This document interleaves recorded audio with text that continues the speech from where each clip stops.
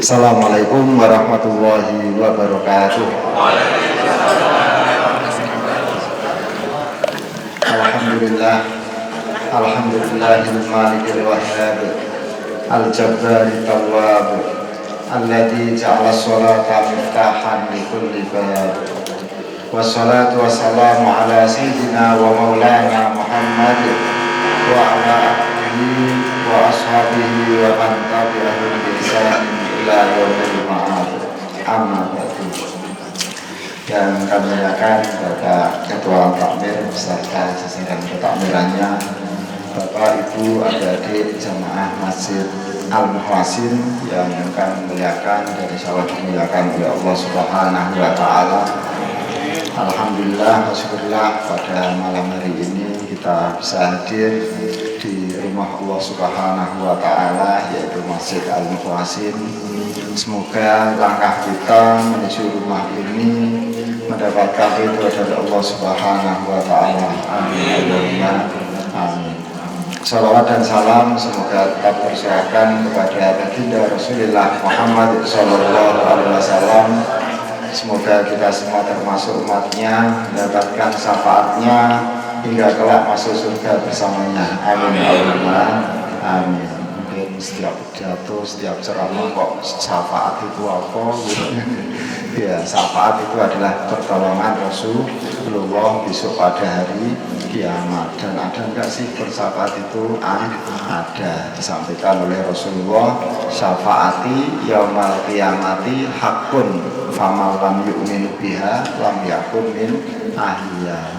Sabda Rasulullah bahwa syafaatku besok pada hari kiamat itu ada dan benar-benarnya nyata. Barang siapa yang tidak percaya maka tidak termasuk golongan yang mendapatkan syafaatnya. Ya, ini untuk mendapatkan syafaat bersabar besok menunggu kiamat tiba, nggak usah terburu-buru. Yang selanjutnya saya ucapkan terima kasih pada Takmir Masjid Al-Muhwasin memberikan kesempatan saya untuk ngaji bersama-sama Bapak Ibu semuanya di Masjid Al-Muhwasin ini ya. Saya dari Diponegoro, aslinya itu dari Demak Bapak Ibu ya, dari Demak, terus kemudian di Jogja ceritanya itu kuliah. Setelah kuliah selesai tidak boleh pulang oleh Pak Kiai Sakir, jadi beliau di Demak itu kiai banyak ya, jadi nggak usah pulang saja, di sini membantu saya. Jadi sampai saat ini saya di Diponegoro ya. Alhamdulillah, syukurlah. Jadi sebelumnya kita patut bersyukur kepada Allah Subhanahu wa taala atas nikmat dan karunia yang telah kita terima. Jadi kalau itu ada istilah syukur, ada istilah syakir, dan istilah syakur Bapak Ibu ya. Ada istilah syukur, syakir, sama syakur. Syukur kita setelah makan membaca alhamdulillah, setelah bangun tidur membaca alhamdulillah, itu namanya syukur. Kalau syakir itu setelah makan membaca alhamdulillah, terus mendengar adzan ke masjid, itu namanya syakir. Kita setelah makan ada untuk pengajian Jumat Legi, terus berangkat ke masjid, itu namanya syakir. Jadi tidak hanya dengan ucapan tetapi diikuti dengan perbuatan yang baik, itu namanya syakir. Kemudian ada istilah syakur. Syakur itu tingkatannya lebih tinggi lagi dibanding dengan syukur dan syakir, yaitu ketika dapat musibah tetap membaca alhamdulillah, itu adalah syakur. Maka di dalam Al-Quran itu disampaikan wa qalilun min ibadiyas syakur, tidak syakir atau syukur. Jadi sangat sedikit orang yang bersyukur. Jadi misalnya, Pak, sandalnya hilang Pak, alhamdulillah. Terus, wah kok alhamdulillah ya, soalnya apa, perlu ganti sandal mau lebaran. Tapi kalau bisa jadi kalau nggak hadir pada malam hari ini pengajian ini, terus kemudian ada kita kehilangan sandal kok baca alhamdulillah, mungkin dikira orang gila, orang stres. Padahal itu semua adalah dari Allah Subhanahu wa Ta'ala dan kembali kepada Allah Subhanahu wa Ta'ala, dan itu semua yang datang dari Allah dan kembali kepada Allah, dan itu tingkatan yang paling tinggi, syukur, syakir, sama syakur. Kalau syukir ya, syukir itu di samping Diponegoro bakul sate syukir ya, itu memang nggak ada. Tapi kalau ada syukur, syakir, sama syakur ya, semoga kita minimal tergolong orang yang syakir. Jadi Pak Syakir pengasuh Diponegoro, kalau Pak Syakur itu pengasuh Al-Imdad Bantul. Kalau syukur ya bisa juga warga di sini ya, ada yang namanya Pak Syukur.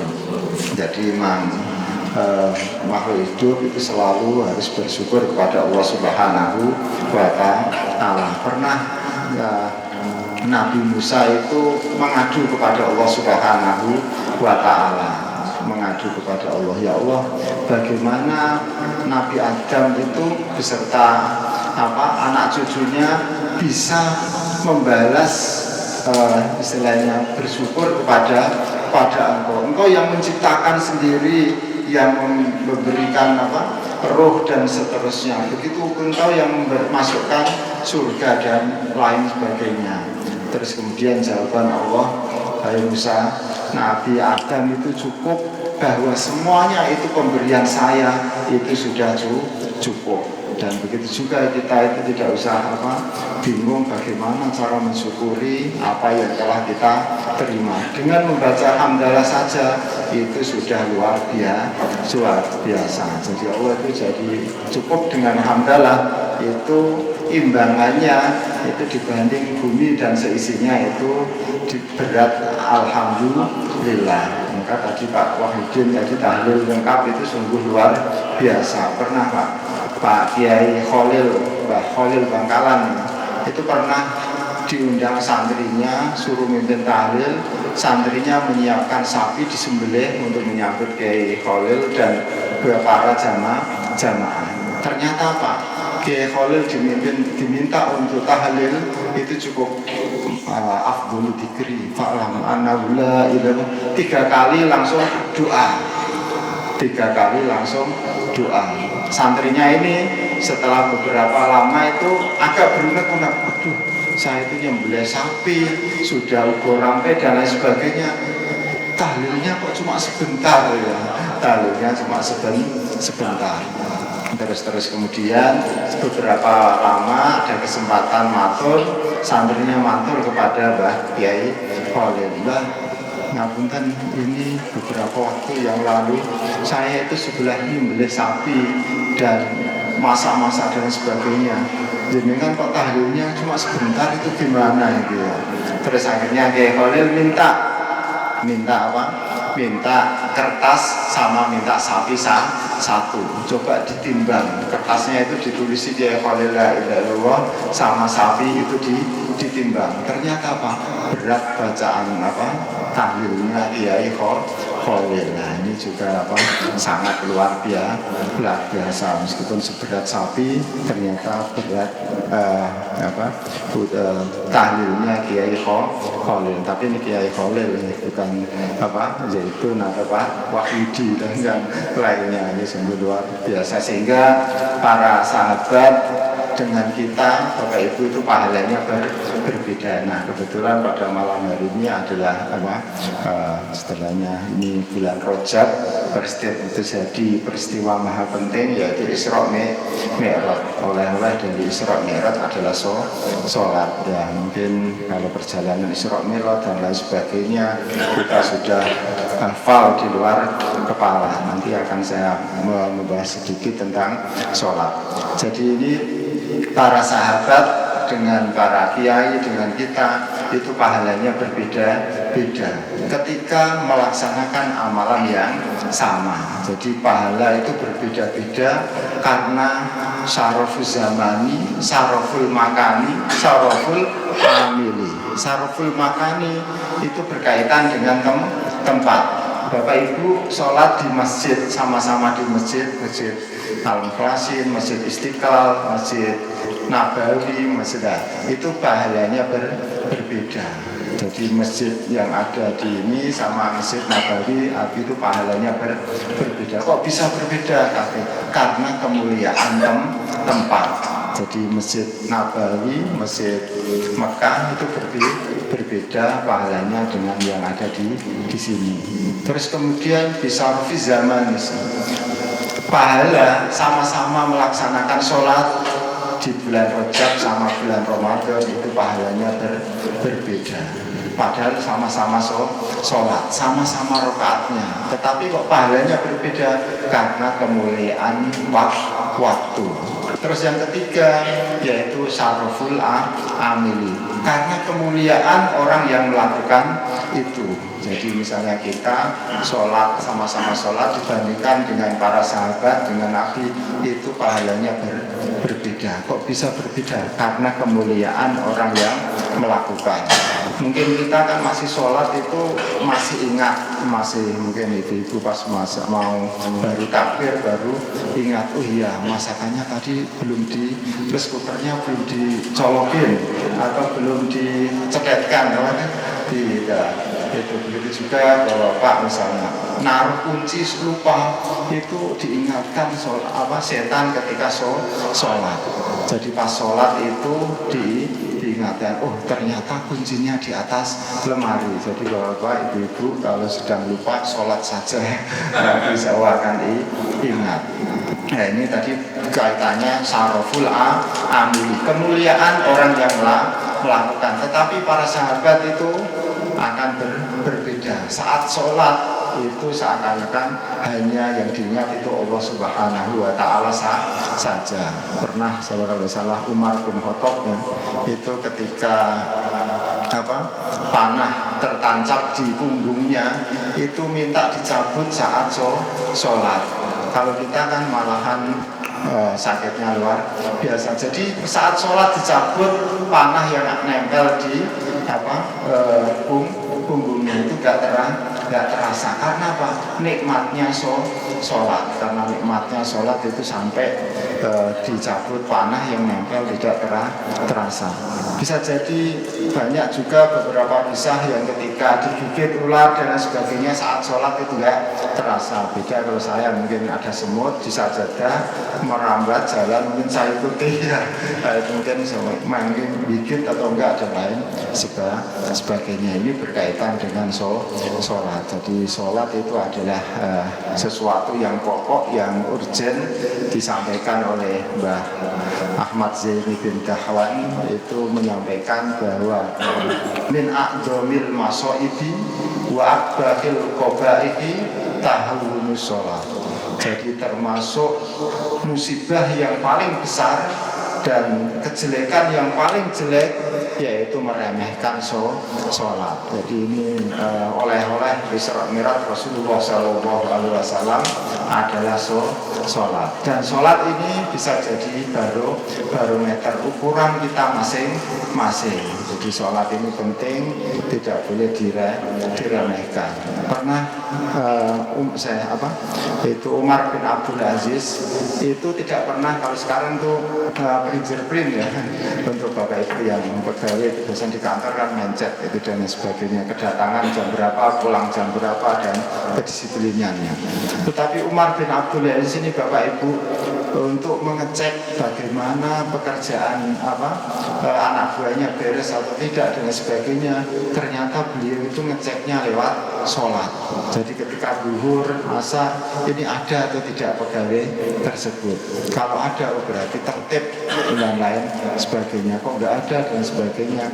Ini Umar bin Abdul Aziz. Ternyata dilihat dari sholatnya. Dan ini saya praktekkan ketika di Diponegoro itu saya meskipun nggak mengajar anak tersebut, misalnya kok di aula di masjid kok ramai saat sholat, saya ingat, oh berat, coba di kelas bagaimana, itu pasti anak itu juga ramai di kelas. Tapi ternyata betul, oh berarti apa yang disampaikan, yang dilakukan oleh Umar bin Abdul Aziz itu betul. Ketika sholat, ya istilahnya menghadap Allah saja masih ramai seperti itu, ya meskipun anak-anak, tapi biasanya anak-anak itu yang saya kan di Ponegoro itu mulai dari MI, SMP, SMK, PMA, dan seharian saya bersama santri 24 jam, jadi agak paham dengan karakter. Biasanya kalau di MI itu mulai kelas 6-an, itu kelas 6, terus yang SMP itu kelas 1, yang SMK sudah agak istilahnya sudah agak nalar. Nah, ini berkaitan dengan sholat. Jadi sholat ini termasuk barang siapa yang termasuk musibah yang paling besar dan kejelekan yang paling jelek itu adalah meremehkan sholat. Bahwa sholat ini adalah badan sholat ini kunci dan pertama kali besok yang akan ditanyakan oleh Allah Subhanahu wa Ta'ala. Jadi ini juga berkaitan dengan yang ditanyakan oleh ketika sholat itu beres, clear, maka urusan-urusan yang lain dianggap beres. Tetapi ketika sholatnya itu kurang beres dan lain sebagainya, bisa jadi interogasinya tambah panjang. Nah, ini disampaikan oleh Rasulullah SAW. Pada suatu hari Rasulullah keluar keadaan kemarau. Wal waraku yatahafatu fa akhadha bi husainin sajaratin qala faja'ala dzalika yatahafatu. Jadi pada suatu hari Rasulullah itu keluar rumah pas musim kemarau, terus kemudian mengambil ranting yang ada daunnya kering itu berguguran. Terus Rasulullah menyampaikan kepada Abu Dar, ya Abu Dar, buat tabeka ya Rasulullah, bahwa terus kemudian Rasulullah menyampaikan innal abda al muslima la yusalli sholata yuridu biha wajha Allah fatahafata anhu dhunubahu kama tahafata hadzal warafu an hadis syajarah. Jadi orang muslim itu yang sholat 5 waktu itu dosanya rontok seperti daun-daun yang ada di ranting ini. Terus kemudian disampaikan di hadis yang lain bahwa orang yang sholat itu diibaratkan orang yang mandi.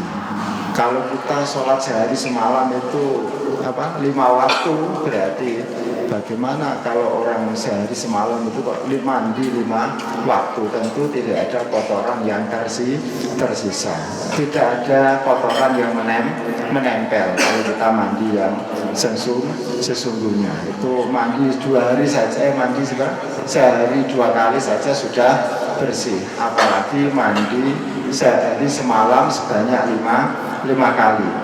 Jadi ini adalah diibaratkan orang yang mandi.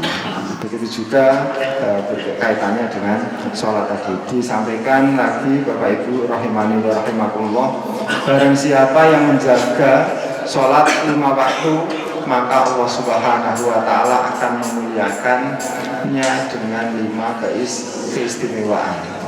Yang pertama, yurfa'u anhu dhaikal aisi. Jadi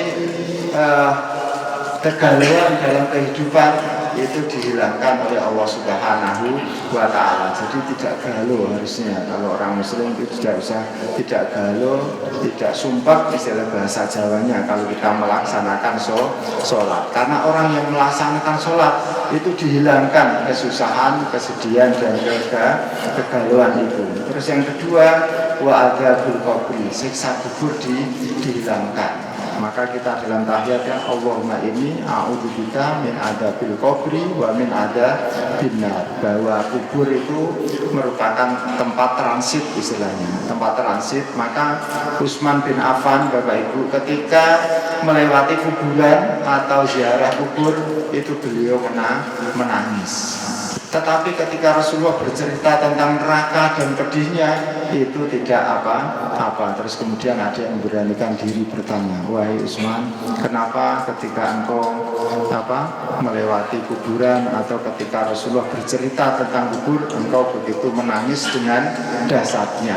Tetapi saat Rasulullah bercerita tentang neraka, engkau biasa-biasa saja. Jawabannya Utsman bahwa kubur itu awal manzilin manazilil akhirah, bahwa kubur adalah tempat pertama sebelum kita melanjutkan tempat berikutnya. Kalau di kubur sudah enak, sudah ada kipas anginnya misalnya, maka berikutnya akan lebih enak. Tetapi kalau di dalam kubur sudah disiksa, maka tempat berikutnya akan lebih berat lagi. Itulah alasan Utsman bin Affan. Jadi diringankan siksa kubur. Terus kemudian wa yu'tihallahu kitabul biyaminihi, dan menerima catatan amal dengan tangan kanan. Ini pertanda bahwa akan masuk surga. Wa yamuru ala siratikal barqi, orang tersebut lewat jembatan Siratal Mustaqim seperti kilat yang menyambar. Terus kemudian yang kelima, yadkhulul jannata bighairi hisabin, masuk surga tanpa hisab, tanpa interogasi. Jadi inilah 5 keistimewaan yang diberikan oleh Allah Subhanahu wa taala bagi orang yang menjaga sholat 5 waktu. Ini salah satu keistimewaan sholat 5 waktu, dan ini hanya 5 waktu. Kalau dulu seandainya Rasulullah tidak bertemu dengan Nabi Musa, maka sholat yang diterima adalah 50 waktu.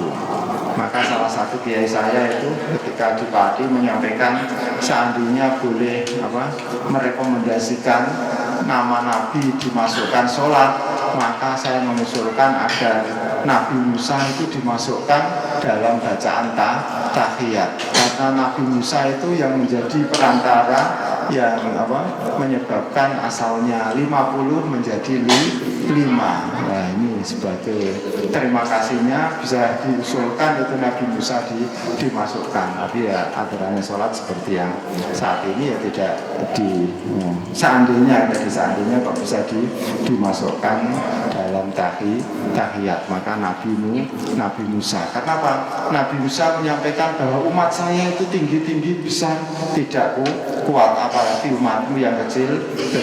Dan ternyata Bapak Ibu rahimahumullah wa rahimakumullah, kita umat Rasulullah yang kecil-kecil ini ternyata salah satu keistimewaan umat Nabi Muhammad Sallallahu Alaihi Wasallam, bahwa beberapa keistimewaan umat Nabi Muhammad salah satunya yaitu diciptakan dengan keadaan kecil-kecil seperti kita ini, bahwa kita paling tinggi mungkin ya 170 mungkin ya, atau beratnya ya 80 atau berapa. Tetapi seandainya kita bayangkan Bapak Ibu tingginya 5 meter, terus kemudian berat badan kita 1 ton misalnya, itu kan repot banget itu. Pertama, kenapa kok seperti itu? Alasannya kok kok diciptakan kecil-kecil biar irit ternyata Bapak Ibu. Mungkin Bapak Ibu akan, saya pertama ketika membaca itu tersenyum, kok biar irit? Iya, biar kebutuhan makan ya 1 kilo untuk sekeluarga cukup. Bayangkan kalau 1 ton itu bisa jadi 1 kintal untuk sendiri. Bahan baju yang dipakai berapa meter itu kalau seandainya tingginya saja 5 meter, itu perlu disyukuri. Ternyata itu keistimewaan umat Nabi Muhammad. Di kitab Tambiul Ghafilin itu ada halaman 171, itu di salah satu keistimewaan umat Nabi Muhammad diciptakan kecil-kecil. Terus kemudian keistimewaan umat Nabi Muhammad lagi diciptakan dalam keadaan lemah, doif. Kenapa? Ya mengangkat ya seperti biasa, paling kuat ya satu kintal. Kalau seandainya kita kuat ngangkat 1 ton misalnya, 1 ton, 2 ton, mungkin Bapak Ibu ketika di jalan pada mobil nggak jalan-jalan, diangkat dibuang begitu saja, timbul kesombongannya. Dan itu ternyata keistimewaan umat Nabi Muhammad. Terus yang berikutnya, umat Nabi Muhammad itu diciptakan umat sebagai umat yang terakhir. Kenapa kok itu termasuk keistimewaan? Karena biar di dalam kubur itu tidak lama menunggu hari kiamat. Karena apa? Setelah umat Nabi Muhammad ini tidak ada umat lagi. Bayangkan yang umat-umat terdahulu itu sudah beribu-ribu tahun menunggu di kuburan. Nah, kita umat yang terakhir ini berarti tidaklah lama. Jadi termasuk beberapa keistimewaan umat Nabi Muhammad Shallallahu Alaihi Wasallam. Mungkin di satu sisi dianggap wah ini kok kecil-kecil kita dan sebagainya. Terus bagaimana kita juga repot terus diberikan umur yang pendek. Diberikan umur yang pendek. Kenapa diberikan umur yang pendek? Karena alasannya yaitu biar nanti interogasinya di akhirat itu tidaklah lama. Umur umat Nabi Muhammad itu sebagaimana yang disampaikan beliau kurang lebih 63 tahun. Kalau mungkin Bapak Ibu saat ini sudah 70 itu dapat bonus berarti kalau ya sudah lewat malaikat Israel sudah lewat list ya. Jadi bukan istilah lewat list, jadi ada pernah ini malaikat Israel itu pernah di rumah Nabi Dawud ada tamu, ada tamu, terus kemudian tidak lama lagi ada tamu lagi, terus tamunya tersebut itu kaget, heran, ini siapa ini mau melihat saya kok tatapannya begitu tajam banget. Terus tamu ini takut, Nabi, itu siapa tamu itu melihat saya kok seperti itu, kayak tidak pernah melihat saja.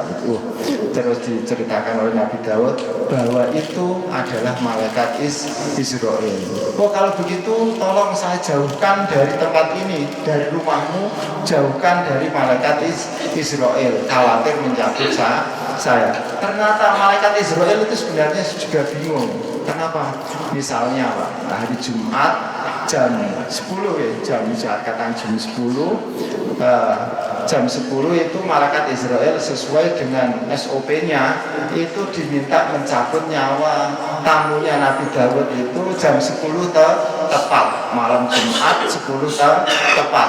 Ternyata jam 10 kurang 3 menit itu kok masih di rumahnya Nabi Dawud di Jogja. Harusnya itu 10 kurang 10 tepat nyabut nyawanya itu di Jakarta. Aduh, nak tak cabut di Jogja ini kan berarti menyalahi aturan. Tapi kalau dicabut di Jakarta kayaknya nggak mungkin ini 3 menit kok sampai di Jakarta, baru ke bandara saja 2 jam ya, 2 jam dari Jogja.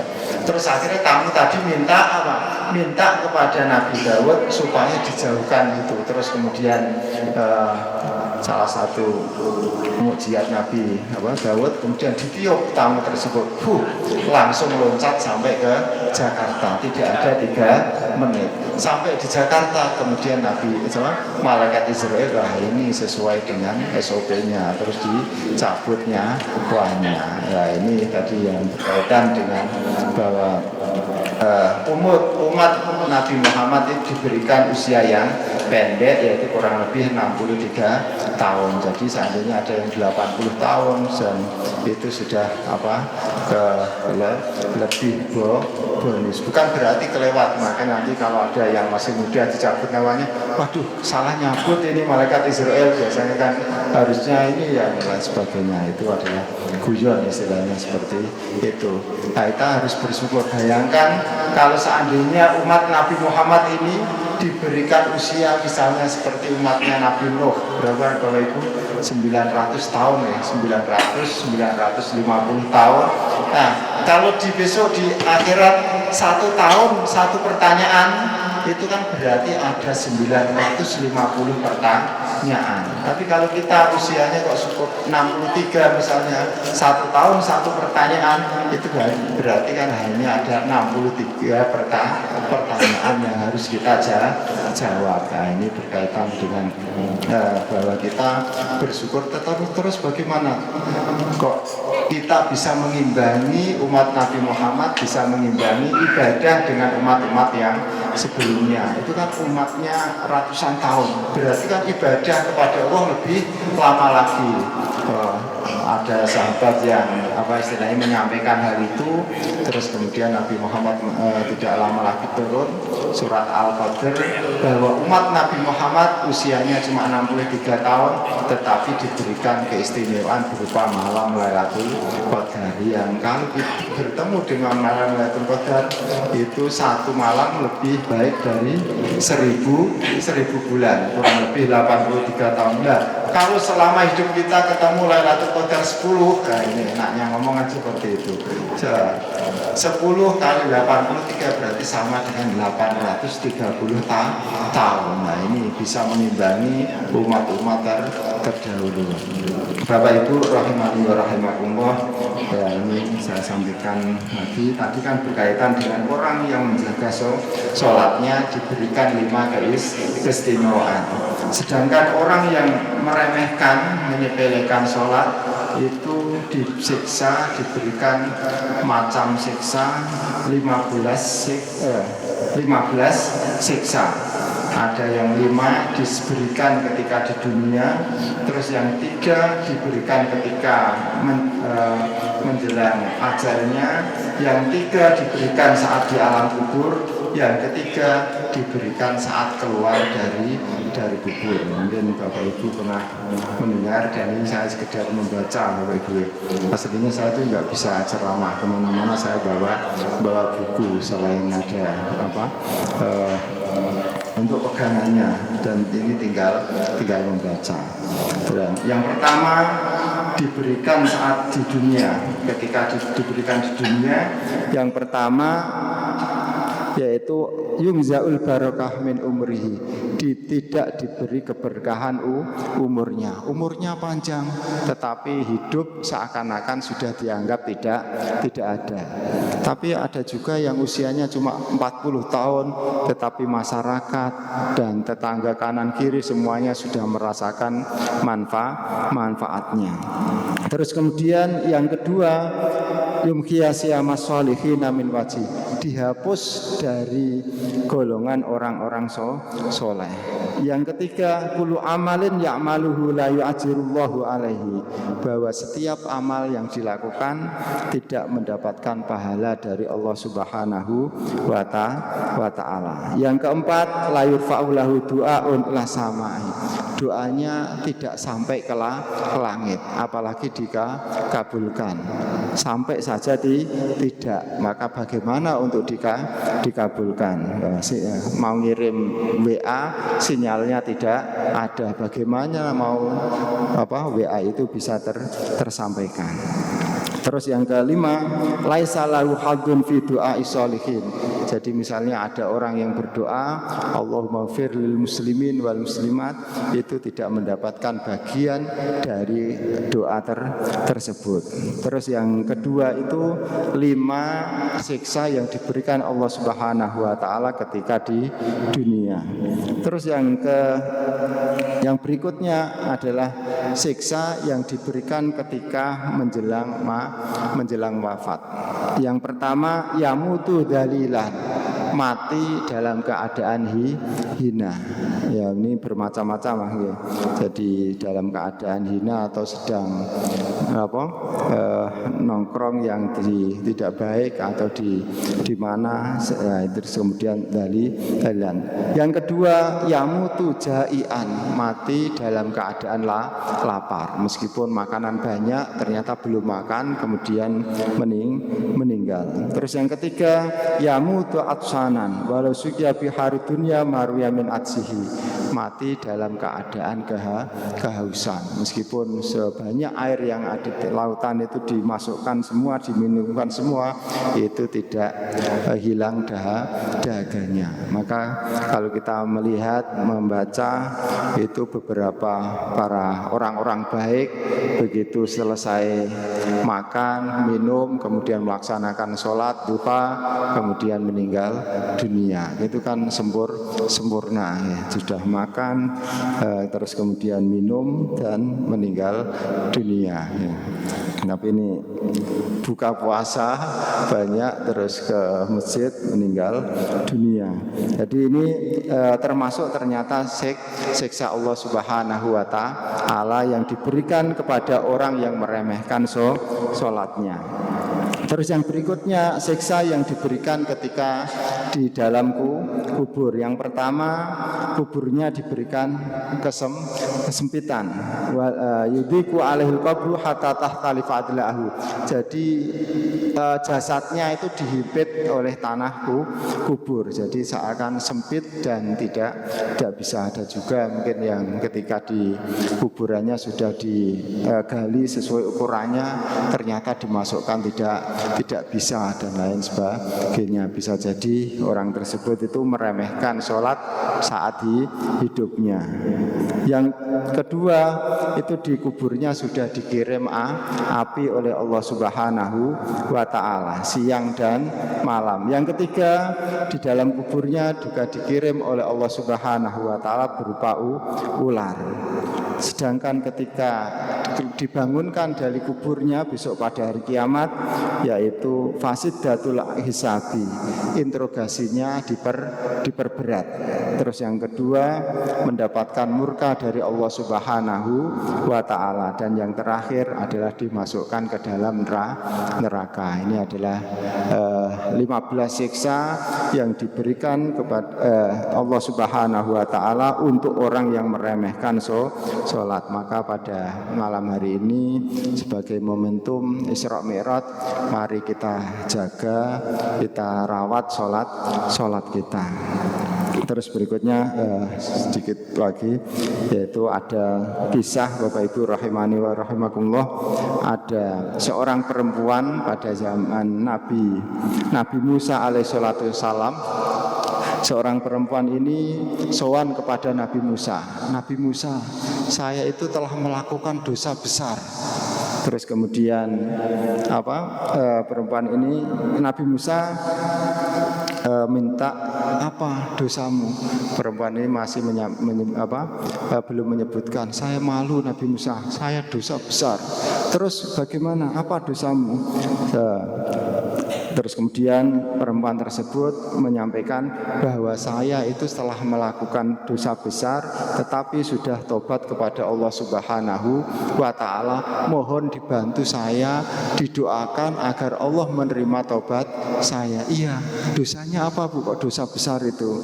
Terus dosanya, kata yang ibu ini, perempuan ini, ya Nabiullah, zina itu wa walatu waladan wa qataltu. Saya itu telah melakukan zina, kemudian lahir anak saya, setelah lahir anaknya saya bunuh. Terus kemudian Nabi Musa secara spontan menjawab, oh itu dosa besar itu, tolong keluar dari rumah saya, khawatir nanti Allah akan mengirimkan siksa dan rumah ini bisa terbakar. Terus kemudian perempuan ini dengan galaunya keluar dari rumah Nabi Musa.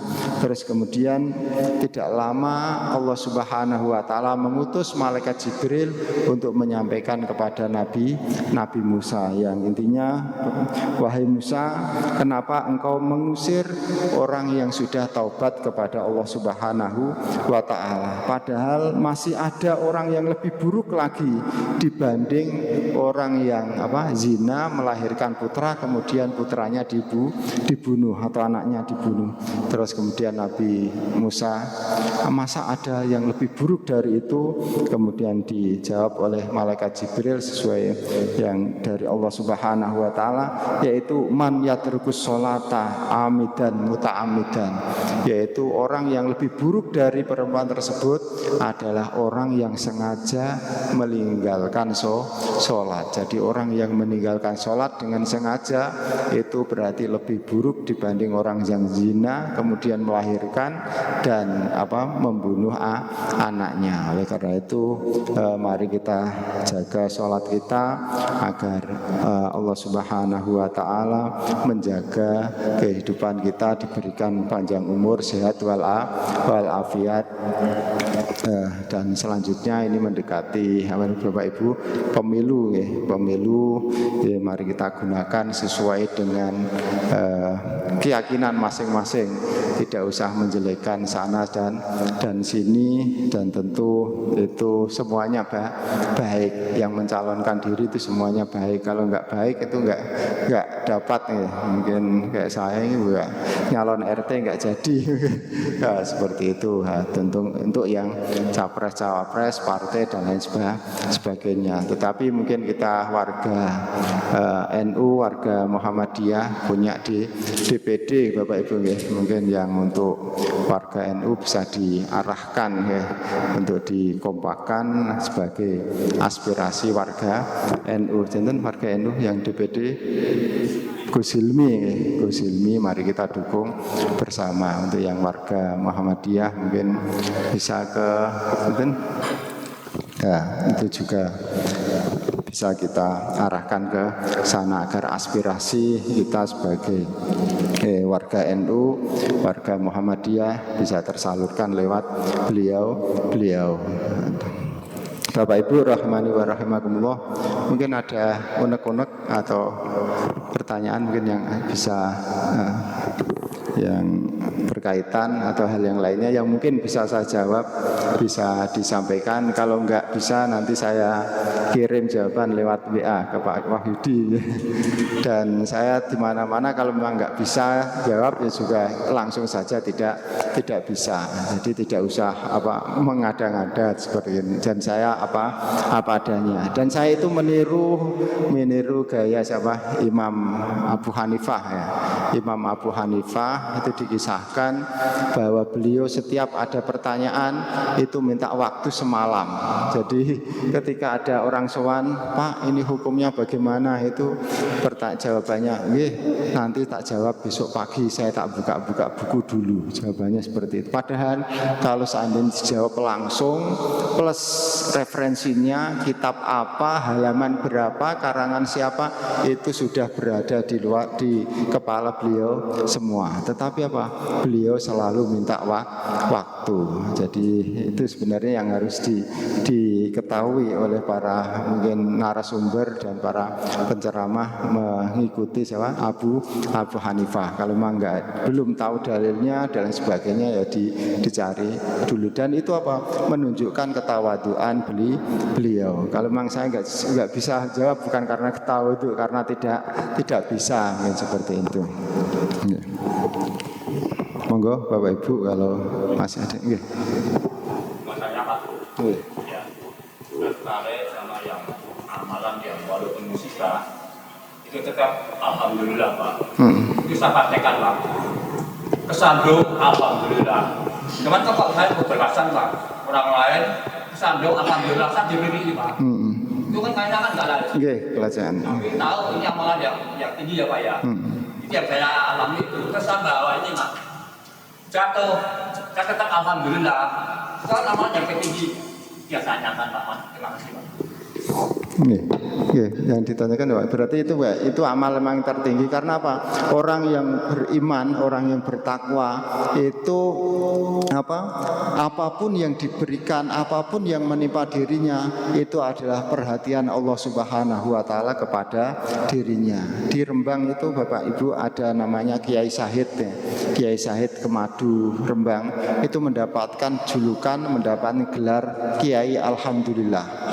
Benar itu Bapak Ibu. Jadi saat ada tamu sebagainya yang keluar dari mulut beliau itu alhamdulillah. Bahkan mungkin alhamdulillah sampai apapun itu pokoknya alhamdulillah. Ada tamu berapapun itu wajib makan, disuguh makan. Tamu jam 1 malam itu juga diwajib disuguh malam, dan tanpa mengabari pun beliau, maka Pak SBY itu pernah hampir beberapa presiden pernah berkunjung semuanya ke tempat beliau.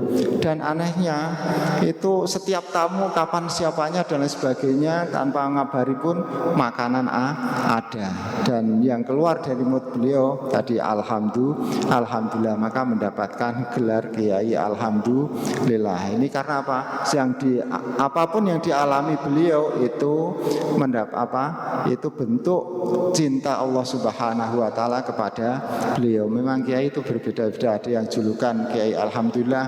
Kalau di Kiai Demak itu ada namanya Mbah Ahmad Sulhan ya, tapi beliau sudah tiada. Itu mendapatkan julukan sarjana kubur ya.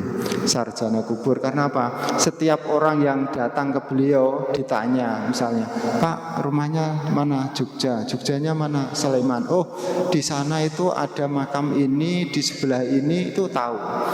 Jadi beliau meskipun belum pernah berkunjung, itu rumahnya mana? Rumahnya Jawa Barat. Mana? Ini Depok. Oh, di Depok itu sebelah sini ada makamnya ini itu tahu. Meskipun beliau itu belum berkunjung. Ada kiai namanya julukannya apa? Sarjana kubur dan lain sebagainya. Mungkin ada yang kiai hasbunallah karena spiritanya selalu hasbunallah atau dan lain sebagainya. Monggo. Bapak Ibu rahimani wa rahimakumullah, mungkin demikian yang dapat saya sampaikan.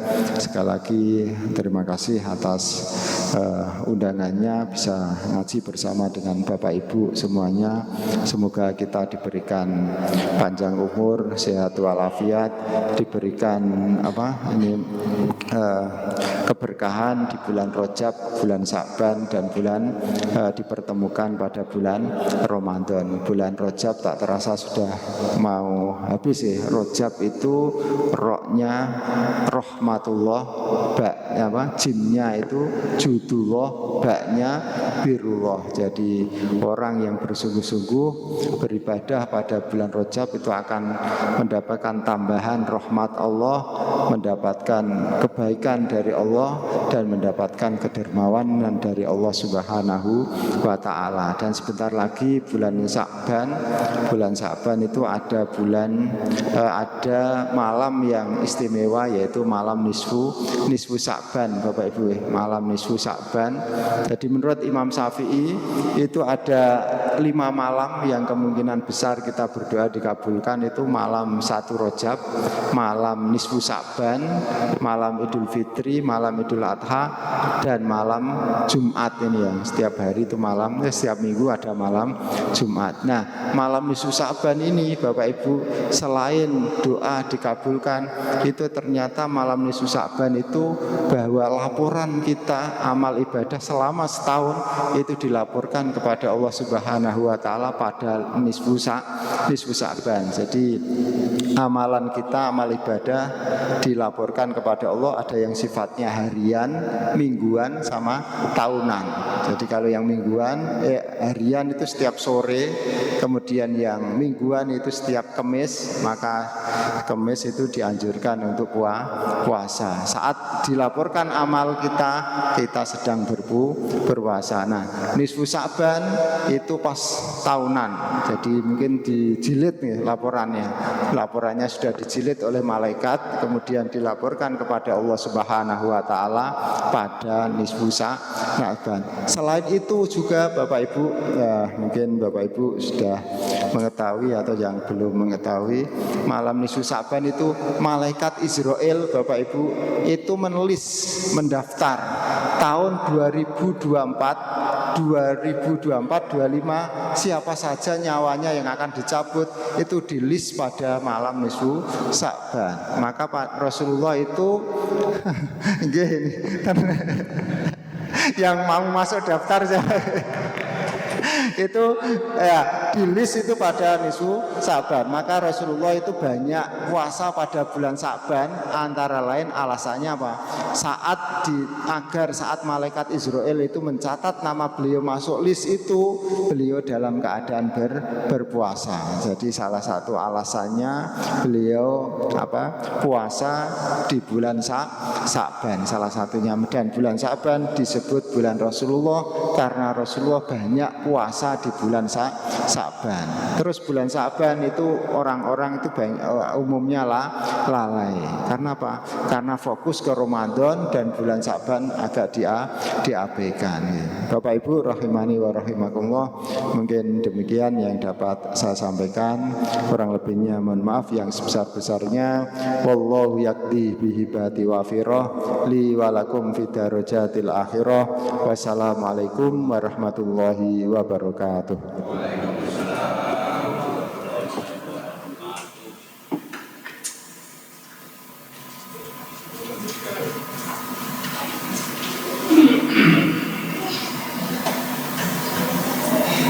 Terima kasih kami sampaikan pada Ustaz Haji Muhammad Zaidun LCM yang telah memberikan nasihat dan pengajian pada malam hari ini. Semoga apa yang telah disampaikan Ustaz Haji Muhammad Zaidun LCM dapat kita amalkan di kehidupan sehari-hari. Acara selanjutnya doa yang akan dipimpin oleh Ustaz Haji Muhammad Zaidun LCM.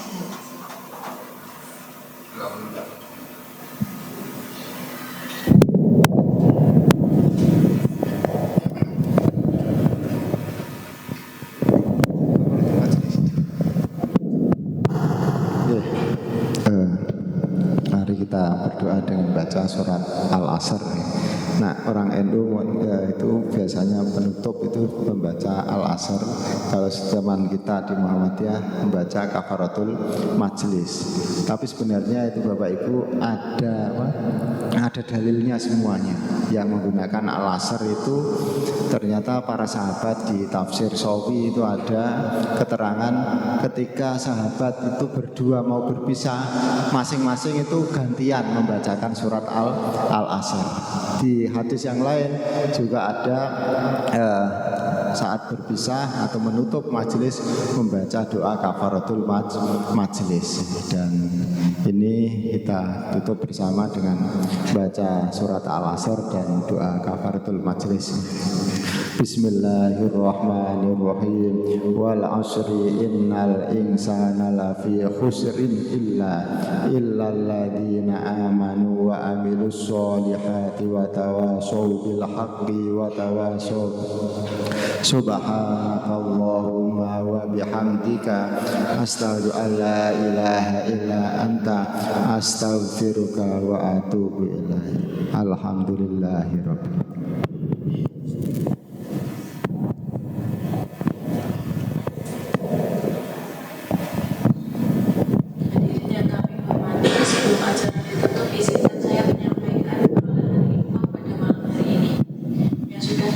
Sebesar 514.000. Demikian acara kita pada malam hari ini. Saya selaku pembawa acara mewakili keluarga besar pengurus Masjid Al-Mukhlasin mengucapkan terima kasih atas kehadiran dan mohon maaf apabila di dalam acara ini terdapat kekeliruan dan kesalahan.